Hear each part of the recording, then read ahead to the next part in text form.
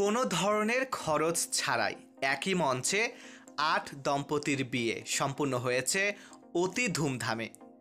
শনিবার ১৮ জানুয়ারি চট্টগ্রাম নগরীর একটি কমিউনিটি সেন্টারে আলহাজ শামসুল হক ফাউন্ডেশনের ব্যবস্থাপনায় এই বিয়ের আয়োজন করা হয়। এতে যাদের বিয়ে হয়েছে তাদের কোনো টাকা খরচ করতে হয়নি।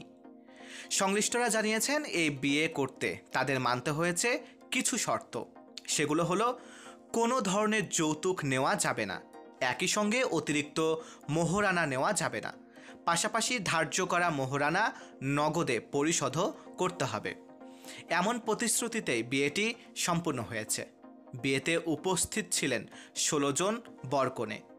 বিয়ে পড়িয়েছেন আন্তর্জাতিক ইসলামিক স্কলার শায়খ আব্দুল হাই মোহাম্মদ সাইফুল্লাহ। বিয়েতে আয়োজনের কমতি ছিল না।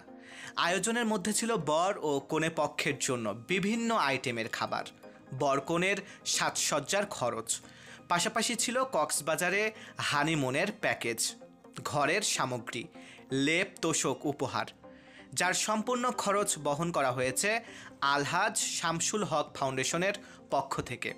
আরও রয়েছে বিয়ের পরে বরকনের কাউন্সিলিং সেবা। এ ধরনের আয়োজনে অংশ নিতে পেরে বরকনে উভয়ই খুবই উচ্ছ্বসিত বলে জানিয়েছেন। কারণ হিসেবে তারা জানিয়েছেন, সমাজের যৌতুক প্রথা, দেনমোহরের নামে অতিরিক্ত অর্থ আপ্যায়ন, এই বিষয়গুলো থেকে বেরিয়ে এসে সহজ বিয়ের প্রচলন হওয়া, এতে তারা অত্যন্ত খুশি। আয়োজকদের আশায় এমন উদ্যোগ দেশের অন্যান্য অঞ্চলেও ছড়িয়ে পড়ুক, সমাজের বিভিন্ন স্তরের মানুষ যৌতুকের বিরুদ্ধে নিজেদের অবস্থান আরও দৃঢ় করুক। এই আয়োজনের মাধ্যমে যৌতুক মুক্ত বিয়ের ধারণা সমাজে আরও বিস্তার লাভ করবে বলে আশা প্রকাশ করেছেন আয়োজকরা। মারুফ হাসান বিশাল, বাংলা ১০।